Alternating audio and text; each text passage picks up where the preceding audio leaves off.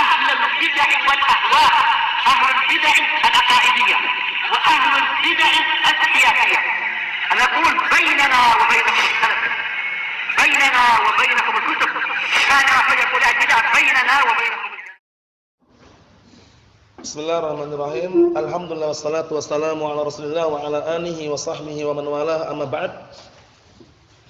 Kita lanjutkan bacaan kita terhadap kitab Tamhidul Bidayah, yaitu kitab pelajaran mustalah hadis bagi para pemula yang masih keberatan memahami matan Baiquniyah karya Asy-Syaikh Al-Fadil Abu Fairuz Al-Indonusi wafaqahullah, yang beliau banyak mengambil faedah dari kitab Muqaddimah Ibnu Salah dan juga dari kitab karya Al-Hafidz Ibnu Hajar Asqalani rahmatullah alaih. Nah, barakallahu fikum, sebagaimana yang beliau sebutkan di muqaddimah kitab ini, barakallahu fikum. Naam. Kita lihat pembahasan sekarang Al-Babu Sabi' Asyar. Pembahasan bab yang ke-17. Al-Haditsul Munkar. Seputar hadis munkar. Ingat-ingat. Kemarin sudah kita bahas apa? Hadis syadz. Hadis syadz itu hadis yang ganjil. Hadis yang ganjil. Nah, barakallahu fikum. Naam. Hadis yang ganjil itu bagaimana? Kemarin kita lewati adalah apa? Seorang perawi yang thiqah membawa suatu riwayat yang menyelisih para perawi yang thiqah yang lainnya yang tidak meriwayatkan riwayat tersebut. Maksudnya apa? Seorang perawi yang thiqah menyendiri dengan suatu riwayat. Yang riwayat ini tidak diriwayatkan oleh perawi-perawi yang thiqah yang lainnya. Berarti benar-benar menyendiri. Itu nanti syadz. Riwayatnya syadzah, hadisnya syadz. Kalau mungkar ini lain. Kalau mungkar ini nanti kesimpulannya perawi yang dhaif menyendiri, menyelisih para perawi yang lain yang thiqah. Jelas itu ya? Sudah dhaif menyendiri lagi. Dhaifnya dia itu aja sudah enggak menopang, apalagi sudah dhaif menyendiri dengan suatu riwayat.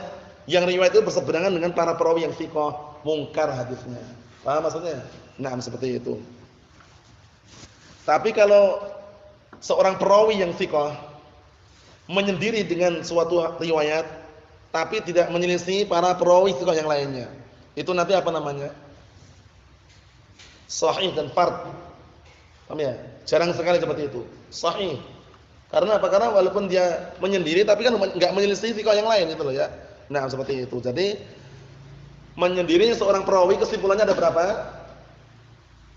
3. Menyendirinya seorang perawi kesimpulannya ada 3. Kalau perawi yang menyendiri ini adalah thiqah, menyendiri dengan suatu riwayat, menyelisih riwayat para perawi thiqah yang lainnya yang tidak membawa riwayat tersebut, maka syadz. Yang kedua, seorang perawi yang thiqah menyendiri dengan suatu riwayat tapi tidak berseberangan dengan riwayat perawi thiqah yang lainnya. Paham belum? Perawi yang thiqah yang lainnya meriwayatkan cuma berbeda riwayat tapi dia menyendiri. Perawi yang thiqah ini menyendiri dengan satu riwayat yang tidak menyelisih riwayat para perawi thiqah yang lainnya. Itu nanti apa? Sahih. Paham ya? Kalau yang ketiga, seorang perawi yang dhaif yang lemah menyendiri dengan suatu riwayat yang berseberangan dengan para perawi thiqah yang lainnya. Itu berarti apa? Mungkar. Nah, itu kesimpulannya itu aja. Kata beliau, Al-Babus Sabi' Asyar, bab yang ke-17, Al-Haditsul Munkar, hadis munkar. Al-munkar lughatan ma la ya'lifuhu al-qalb. Ini, ma la ya'lifuhu al-qalb. Munkar itu secara bahasa adalah sesuatu yang hati itu enggak mengenalnya. Ya enggak? Kalau antum jumpai orang enggak mengenalnya, seakan hati mengingkari kan? Siapa si fulan ini? Paham belum? Siapa si fulan ini? Siapa alan ini? Itu namanya secara bahasa. Ma la ya'lifuhu al-qalb. Sesuatu yang apa? Yang tidak dikenal oleh hati. Sesuatu yang tidak apa? Yang hati itu tidak mengenalnya gitu loh. Nah, barakallahu fiikum. Qala Ar-Raghib rahimahullah taala, itu secara bahasa ya. Wa aslu an yarida 'alal qalb ma la yatasawwaruhu. Asal makna munkar itu kata Ar-Raghib rahimahullah taala adalah apa? Adalah datang pada hati manusia itu sesuatu yang tidak ada gambarannya. Paham ya? Jadi an yarida 'alal qalb itu datang pada hati ma la yatasawwaruhu, sesuatu yang dia itu tidak punya gambaran. Datang orang asing lah, kalau orang asing. Antum ketika melihat orang asing yang baru datang, ada enggak gambaran siapa si fulan ini, siapa ya? Anaknya siapa ya? Kan mengingkari. Ya enggak? Merasa asing. Itu namanya mungkar secara bahasa. Antum enggak ada gambaran tentang si fulan yang antum anggap asing tadi itu. Paham belum? Na'am. Karena kalau antum udah kenal, otomatis ada gambaran enggak? Kalau sudah kenal ada gambarannya, tapi kalau enggak kenal kan antum merasa asing gitu loh. Siapa si fulan ini? Enggak ada gambaran sama sekali kan itu. Itu secara bahasa. Ini selesai dalam kitab Mufradat Gharibil Quran. Berikutnya, wal munkar istilahan ala qismain. Munkar itu hadis munkar secara istilah itu ada dua. Al-qismul awal yang pertama, mukhalafatur rawi ad-dha'if ini. Ingat penting ya. Mukhalafatur rawi ad-dha'if liman huwa arjah minhu wasfan aw adadan. Seorang perawi yang dhaif yang lemah menyelisih para perawi yang lebih kuat hafalannya daripada dia, baik secara sifat maupun secara jumlah. Paham belum? Contohnya gini. Ada seorang perawi dhaif menyelisih perawi yang thiqah, makbul, thiqatun thiqah, asbatun nas misalkan. Thiqatun sabtun misalkan. Berarti otomatis kan dia dhaif menyelisih para perawi yang lebih kuat daripada dia. Itu namanya hadisnya mungkar. Menyendirinya seorang perawi yang dhaif dengan suatu riwayat yang berseberangan dengan riwayat para perawi yang lebih kuat dari dia, yang lebih thiqah, paham ya, atau yang thiqah tingkatannya di atas dia, itu namanya mungkar riwayatnya. Mungkarah, hadis yang mungkar. Mahum insyaallah. Kalau adadan contohnya gini, adadan. Dia sendiri. Paham ya? Nah, barakallahu taruhlah dia sini. Barakallahu fikum, taruhlah seorang perawi ini, nah barakallahu fikum dhaif, menyelisih, menjadi dengan suatu riwayat yang menyelisih para perawi yang lain yang jumlahnya lebih banyak. Paham ya? Nah, barakallahu fikum. Itu juga bisa makna seperti itu, ada juga makna yang lain. 5 perawi dhaif semua, 5 perawi ini.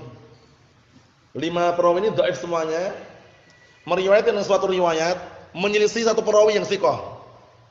Terkalahkan enggak yang dhaif ini? Terkalahkan semuanya. Itu masuk dalam kategori hadisnya bisa mungkar juga.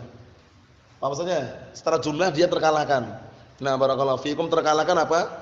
Terkalahkan dengan sifat tadi itu atau dengan jumlah tadi itu. Kata beliau, "Na'am. Ikhtilafal ulama fi hadzal bab, walakin hadha huwal mu'tamad 'ala ra'yil aktsarin." Para ulama berbeda pendapat mengenai masalah mungkar ini, akan tetapi inilah yang mu'tamad, yang bisa dijadikan sandaran berdasarkan pendapat mayoritas para ulama. Selesai dalam kitab An-Nukat lil Hafidz Ibnu Hajar. Kesimpulannya bagaimana? Kesimpulannya biar antum enggak pusing. Hadis mungkar itu adalah hadis yang perawi yang dhaif menyendiri dengan suatu riwayat. Seorang perawi yang dhaif menyendiri dengan suatu riwayat yang tidak diriwayatkan oleh para perawi yang lainnya yang lebih thiqah atau tingkatnya lebih tinggi daripada dia. Paham belum? Nah, itu kesimpulannya. Jadi yang menyendiri ini perawi yang dhaif, bukan yang thiqah ya. Jangan tercampur ya. Kalau yang menyendiri itu adalah seorang perawi yang thiqah, dilihat lagi.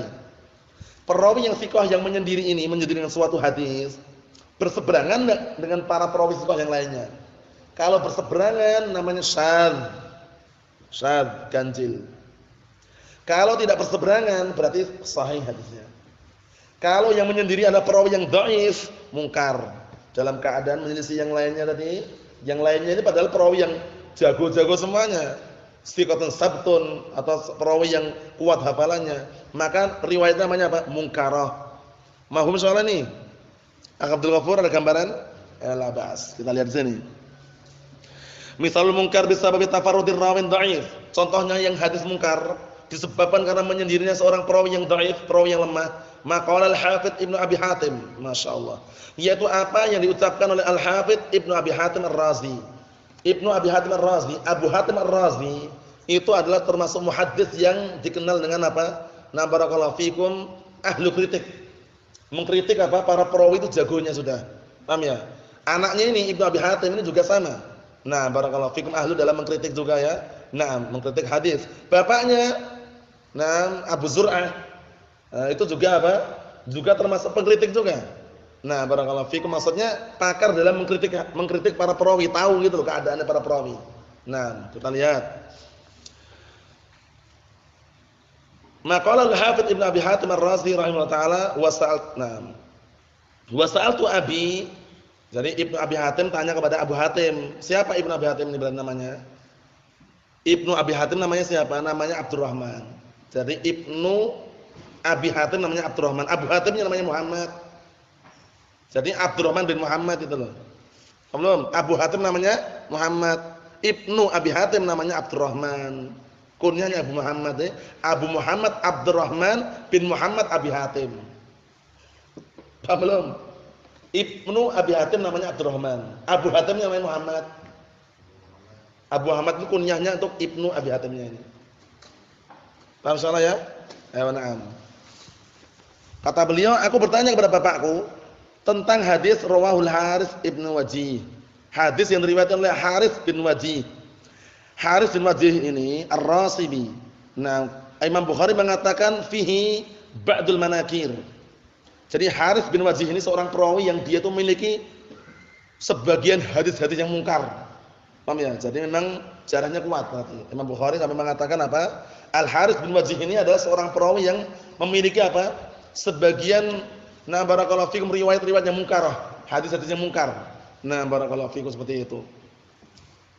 Kita lihat. An Malik bin Dinar, an Muhammad as-Sirin, an Abi Hurairah radhiyallahu anhu anna Nabiy sallallahu alaihi wasallam qala tahta kulli sya'ratin janabah farsilu sya'ra wanqu al-bashara. Wa anqu al-bashara. Artinya apa? Setiap di bawah rambut itu ada janabah. Nah, ini hadisnya mungkar ya, ingat ya, hadisnya mungkar. Maka cucilah rambut tersebut dan bersihkanlah kulit. Paham ya? Maksudnya kalau orang mandi junub, mandi janabah, itu upayakan benar-benar sampai meresap kepada kulitnya gitu loh. Rambut-rambut ini rambutnya panjang, gondrong lah taruhlah, perempuan lah taruhlah. Itu enggak cukup kalau nyiramkan airnya kemudian kemudian apa? Tidak meresap ke kulit. Walaupun ini hadisnya mungkar, maksudnya para ulama berpendapat dengan hadis yang lain. Hadis ini mungkar ini hadisnya. Ini sekedar menjelaskan janabah itu maksudnya apa? Maksudnya itu setiap rambut, di bawah rambut ini ada janabah. Maksudnya ada kulit yang harus tersentuh air ketika mandi junub gitu loh. Jadi kalau cuma mandi posisinya enggak tersentuh oleh air, kulit yang basar ini kulit basaran kulit. Nah, itu berarti belum sah gitu loh. Menurut barakallahu fikum pendapat para ulama dan hadis ini hadis mungkar yang ini. Ya barakallahu fikum seperti itu. Wa illa semuanya kembali kepada apa? Ayat fattaqullaha masata'tum. Naam. Qala Abi, berkata Abi, barakallahu fikum, yaitu Abu Hatim Ar-Razi, hadza hadisun munkar. Ini adalah hadis yang munkar. Wal Harits dhaiful hadis. Harits ini adalah apa? Adalah seorang perawi yang lemah hadisnya. Seorang perawi yang lemah hadisnya. Naam. Kita tutup yang terakhir, wa misalul munkar bisabab mukhalafatir rawin dhaif liman huwa arjah minhu. Kalau yang tadi itu contohnya apa? Seorang perawi yang dhaif menyendiri. Siapa tadi? Al-Harits bin Wajih. Kalau sekarang ini contohnya hadisnya mungkar sebabnya karena apa? Seorang perawi menyelisih, seorang perawi yang dhaif menyelisih apa? Perawi yang lebih kuat yang thiqah dari dia. Paham ya maksudnya ya? Seorang perawi yang dhaif ini menyelisih perawi yang thiqah, itulah intinya. Maqalahu Ibnu Abi Hatim Ar-Razi rahimahullah taala wa sami'tu Aba Zur'ah ini. Aku mendengar Abu Zur'ah. Ya Abu Zur'ah bapaknya. Bapaknya siapa? Abu Hatim itu. Nah. Wa haddatsana, wa sami'tu Aba Zur'ah, dan aku mendengar Abu Zur'ah wa haddatsana an Muhammad bin Bakkar an Yahya bin Uqbah bin Abil Aizar. Yahya bin Uqbah bin Abi Aizar ini, barakallahu fikum, ini dikenal dengan matrukul hadis. Hadisnya matruk, ditinggalkan hadisnya. An Ibnu Abi Layla. Ibnu Abi Layla ini, barakallahu fikum, namanya Muhammad bin Abdurrahman. Muhammad bin Abdurrahman. Jadi Ibnu Abi Layla, ibnunya ini namanya Muhammad, kemudian Abi Layla namanya Abdurrahman. Jadi Muhammad bin Abdurrahman. Nah, wa an Idris Al-Audi, kilahuma an Asim bin Bahdalah. Nah, Asim bin Bahdalah ini dikenal Asim bin Abi Najud, bin Abi Nujud. Nah, barakallahu fikum. Asim bin Abi Nujud ini yang antum sering dengar bacaan qiraah, Hafiz an Asim. Qiraatu Hafiz an Asim. Paham ya? Ya qiraat Hafiz, karena yang mengambil ilmu qiraah dari Asim itu Hafiz di antaranya. Paham ya? Nah, barakallahu fikum, Hafiz an Asim itu Asim bin Bahdalah ini. Nah, barakallahu fikum, dikenal Asim bin Abi Nujud. Nah, Anzir bin Hubaish. An Safwan bin Asal radhiyallahu anhu qala sajada bina Rasulullah sallallahu alaihi wasallam fi idza samaa syaqqat. Rasulullah sallallahu alaihi wasallam sujud tilawah yaitu ketika membaca surat idza samaa syaqqat. Sujudnya tapi di akhir itu ya. Faqala Abu Zur'ah, berkata Abu Zur'ah, "Hadza haditsun munkar khata." Ini adalah hadis yang munkar keliru. Sudah munkar keliru lagi. Innama huwa Asim an Zir. Akan tapi yang benar itu adalah Asim an Zir. Qala qara'a Ammar 'alal mimbar. Ini yang benar ini lafaznya. Ammar membaca di atas mimbar, idza sama'u syaqqat fanazala wa fasajada. Fanazala fasajada. Kemudian beliau turun dan kemudian sujud. Wa Yahya dhaiful hadis. Yahya di sini dhaiful hadis. Yahya siapa tadi? Yahya bin Uqbah bin Abil Aizar itu dhaiful hadis. Hadisnya dhaif. Qultu, Syekh Abu Fairuz mengatakan qultu wa rawahu Tsawri wa Muhammad bin Salamah wa Abu Bakar bin Ayyash an Asim an Zir an Ammar mauquf. Diriwayatkan dengan riwayat yang lain tapi mauquf. Mauquf itu sampai kepada sahabat. Kalau maqtu sampai kepada tabi'in. Kalau marfu sampai kepada Rasulullah sallallahu alaihi wa ala alihi wasallam. Naam. Wal farqu baina syadz wal munkar ini. Antum paham ini kesimpulannya? Perbedaan antara hadis syadz, hadis munkar, kama dzakara Al-Hafidz Ibnu Hajar rahimahullah taala. Sebagaimana yang disebutkan oleh siapa? Al-Hafidz Ibnu Hajar. Siapa namanya Al-Hafidz Ibnu Hajar? Antum? Al-Hafidz Ibnu Hajar Al-Asqalani rahimahullah taala. Siapa? Ibnu Syaukani, Muhammad bin Ali.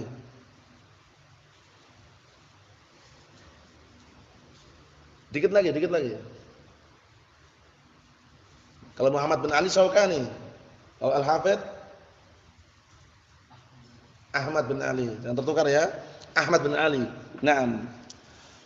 Berkata sebagaimana disebutkan Al-Hafidz Ibnu Hajar Al-Asqalani, Ahmad bin Ali rahimahullah, anna syadza rawihi thiqah ini. Kalau hadis syadz itu yang menyelisih perawi yang thiqah.